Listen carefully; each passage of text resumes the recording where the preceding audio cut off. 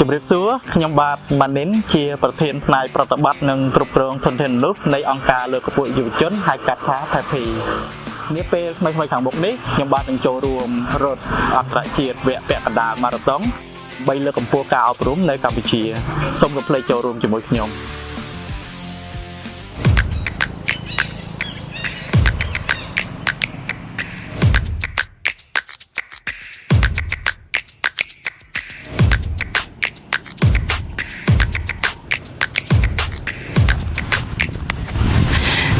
បាទខ្ញុំហ្វឹកហាត់រត់រាល់ថ្ងៃដើម្បីត្រៀមខ្លួនក្នុងការចូលរួមនៅព្រឹត្តិការណ៍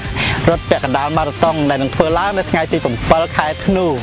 បាទដូច្នេះទាំងអស់គ្នាអាចចូលរួមជាមួយខ្ញុំក្នុងការរៃអង្គាសថវិកាដើម្បីគាំទ្រ